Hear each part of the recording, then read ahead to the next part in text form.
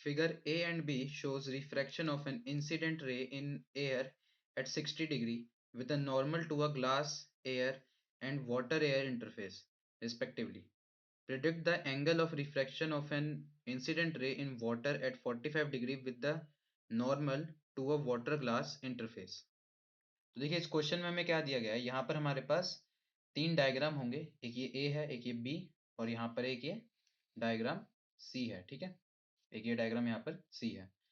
तो हमें बताना है कि जो डायग्राम सी है इसमें जो ये रिफ्रैक्टेड रे होगी, ठीक है, जो रिफ्रैक्टेड रे का जो एंगल आएगा यहाँ पे ग्लास में वो कितना होगा। ठीक है, तो देखिए पार्ट ए और जो हमारे फिगर दिए गए हैं ए और बी, यहाँ पर देखिए क्या है कि एयर में से एक रे इंसिडेंट हो रही है और रिफ्रैक्टेड कहाँ हो रही है, ग्लास में। इस केस में क्या है, एक एयर में से रे इंसिडेंट हो रही है और रिफ्रैक्टेड कहाँ हो रही है, वाटर के अंदर। ठीक है, लेकिन इसमें क्या था, इसमें था कि वाटर से एक रे इंसिडेंट हो रही है और रिफ्लेक्ट हो रही है ग्लास के अंदर। ठीक है, तो अब हमें बताना है कि यहाँ का एंगल कितना होगा। तो देखिए यहाँ के एंगल के लिए हमें सबसे पहले ये पता होना चाहिए कि वाटर और ग्लास के बीच का रिफ्रैक्टिव इंडेक्स क्या होता है। ठीक है, यहाँ का रिफ्रैक्टिव इंडेक्स क्या होगा, उसके लिए हमें क्या करना होगा। इसके लिए देखिए जो ये हमारे पास दो डायग्राम है, ठीक है, ए और बी, इससे हमारे पास एक सॉल्यूशन मिल जाएगा। देखिए कैसे, यहाँ पर एयर है और यहाँ पे भी एयर है, दोनों का इंसिडेंट एंगल क्या है, 60°। तो ये सिंपल सी बात है यहाँ पर कि ये 60° और ये 60° का जो इंटरफेस रहेगा यहाँ पर, मतलब जो हमारे इंसिडेंट रेज आएंगी वो एक दूसरे को कैंसिल आउट कर देंगे और हमारे पास जो फाइनल आंसर बचेगा वो ग्लास और वाटर के रिफ्रैक्टिव इंडेक्स का होगा। ठीक है, चलिए तो इस चीज़ को हम सॉल्व करते हैं। सबसे पहले हमें क्या करना होगा, पार्ट डायग्राम ए का रिफ्रैक्टिव इंडेक्स निकालना होगा, उसी उसके बाद पार्ट बी के लिए, और इसके इन दोनों को यूज़ करके हमें सी के लिए रिफ्रैक्टिव इंडेक्स मिल जाएगा। ठीक है, चलिए तो इसे सॉल्व कर लेते हैं।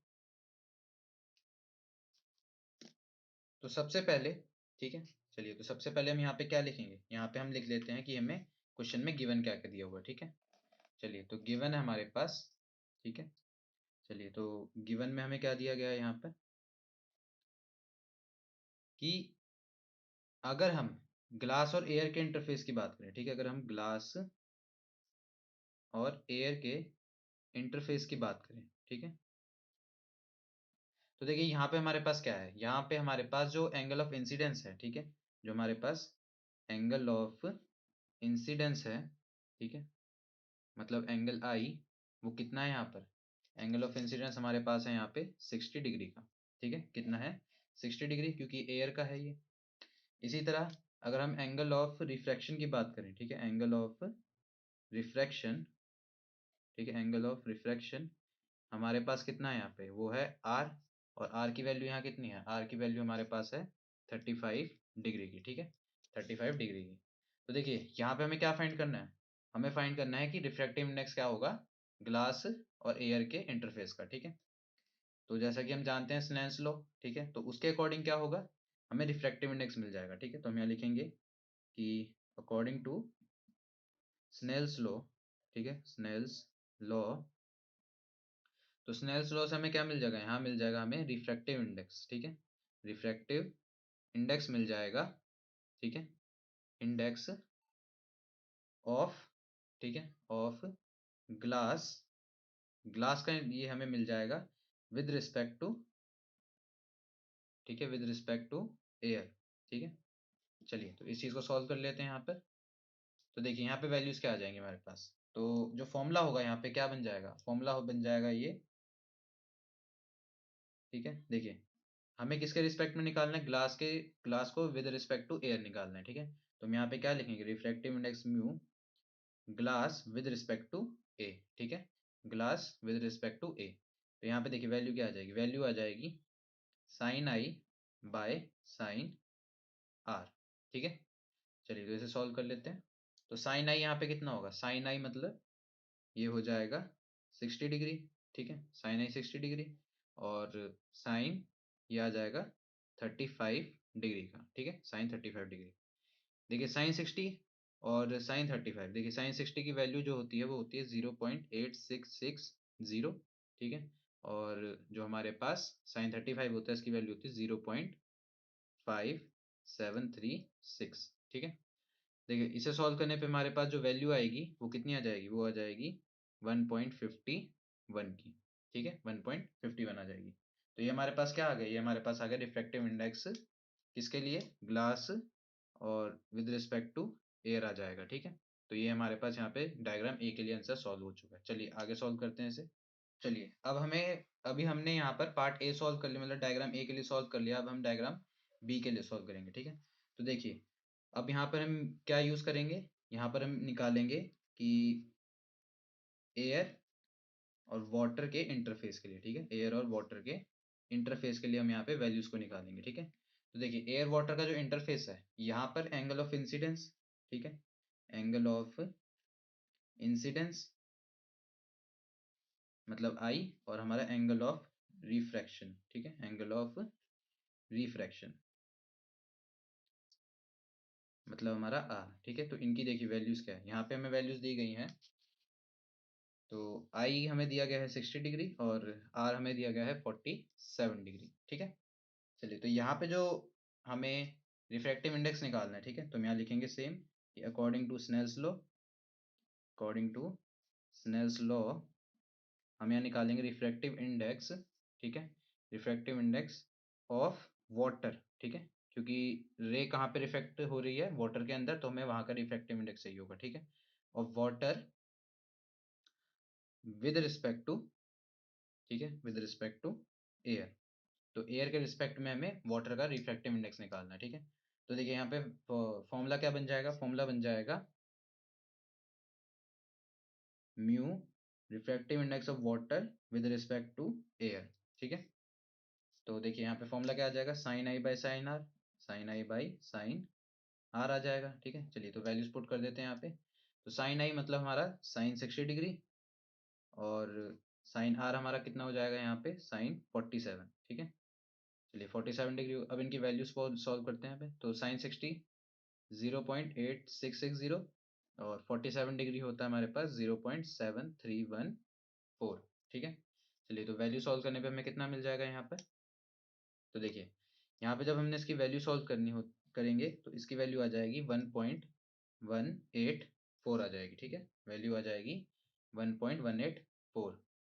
चलिए तो ये हमारे पास क्या निकल गया, ये हमारे पास आ गया वाटर का रिफ्रैक्टिव इंडेक्स। ठीक है, तो अब हमारे पास वाटर का भी है और हमारे पास ग्लास का भी है। ठीक है, और जो हमारा पार्ट सी है, ठीक है, जो हमारा पार्ट सी है उसमें हमें क्या बताना है कि, ठीक है, हमें बताना है वहां पर कि जो रिफ्रैक्टिव इंडेक्स होगा ग्लास और वाटर के इंटरफेस का। ठीक है, ग्लास और वाटर के इंटरफेस का।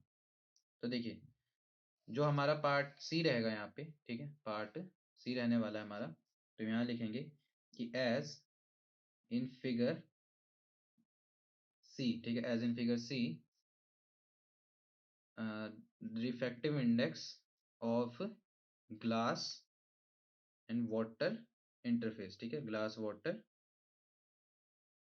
ठीक है, इंटरफेस रहेगा वहां पर, ग्लास वाटर का इंटरफेस रहने वाला है। तो इसकी जो वैल्यू होगी, ठीक है, रिफ्रैक्टिव इंडेक्स ऑफ, तो देखिए अगर हमें इसकी वैल्यू मिल जाए तो हम वहां से साइन आर की वैल्यू आराम से सॉल्व कर सकते हैं। ठीक है, तो देखिए इनकी वैल्यू कैसे आएगी, इनकी वैल्यू आ जाएगी हमारे पास, अगर देखिए ग्लास वाटर का इंटरफेस है तो हम यहाँ क्या लिखेंगे, देखिए डायग्राम में क्या हो रहा है, डायग्राम में हो रहा है कि जो हमारा रिफ्रैक्टिव इंडेक्स है वो हमें किसका निकालना है, वो हमें निकालना है ग्लास का, किसके रिस्पेक्ट में, वाटर के। ठीक है, ग्लास का निकालना है किसके रिस्पेक्ट में, वाटर में।